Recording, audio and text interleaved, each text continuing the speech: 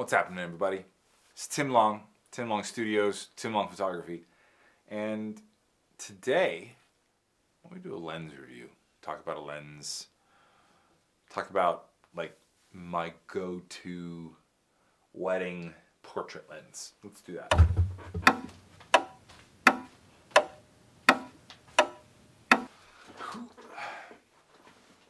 All right, so check this out. I love the 50mm focal length. I think I liked it a lot more before. It's a little bit less now just because I think I'm discovering more about various focal lengths. But when it comes to shooting a wedding, specifically, or like an event where it's a little bit more fast-paced and things are happening on just like this really moment-by-moment basis, you want something that can handle a wide variety of focal lengths without compromising too much. So a lot of people will opt for a 24-70, which is a perfectly reasonable choice. Nothing wrong with a 24-70. I went ahead and invested early on in what I call the beast. This is the Canon's 28-70 RF, just beast of a lens. And I say that because it really is exceptionally awesome.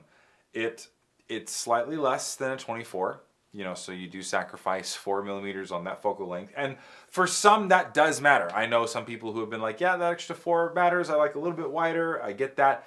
For me, I have not found it to be a huge drawback, especially considering what the lens does in exchange for those, 4 little drop-offs. So the lens positions itself initially as this really amazing photo lens, which it is. It's an incredible photo lens.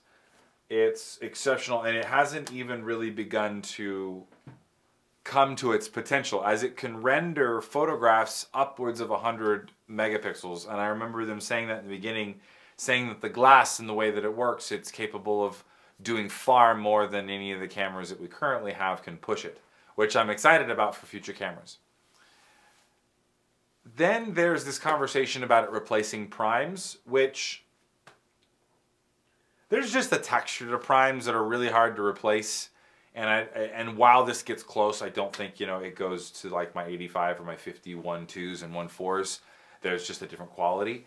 But it is darn close to you never being able to tell the difference. And for sure, if you're not a trained eye, like most people who are getting married are not trained eyes, no one's ever going to notice that there's a difference. And the 28-70 f2 is like, okay, it's game changer. I use it 95% of the time at a wedding, and in a lot of cases I don't even touch any other lenses. It's not the perfect lens for like detail shots. Its focusing distance is all right. I actually find that the 70-200 f4 is much better as a pseudo macro, especially because you can zoom in at 200 and still get really, really close, and the focusing distance is in reasonable length. So I actually use that oftentimes for a lot of my macros. So I'll pair 28-70, 70-200, and it does everything I need it to do, which I appreciate, because that's like, all right, I want as little on the wedding day as possible. I don't use flashes in my work. I'm a flashless photographer is what I would say, at least at this stage. That could change in the future, I suppose. And then I, on occasion, will bring my 35 macro 1.8 if I feel like, okay, my 70-200 can't get done what I need it to, and I need a little extra light. And then I bring my 51.2 for any of the situations where I'm like, all right, I really need a lot more light, and the 70-200 2.0 just doesn't cut it.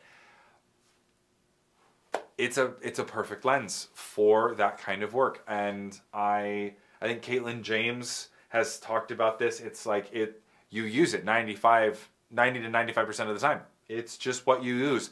It's heavy. I will give it that. It's a 3-pound lens, guys, and that is not something that you don't notice. You notice it every time, and that's honestly the one drawback that I have for that lens specifically in terms of using it all the time, is it's just really big, and it feels like a commitment, as opposed to say the 51.2, even though it's actually a really big lens as far as 50mm are concerned, it's considerably smaller than the 28-70, and I will oftentimes opt for that lens or any of my other lenses that are just smaller. So that's something to consider if you're wanting to invest in this lens. It is one of the best pieces of glass that you will ever put your money into, and that's been my experience across the board 100%.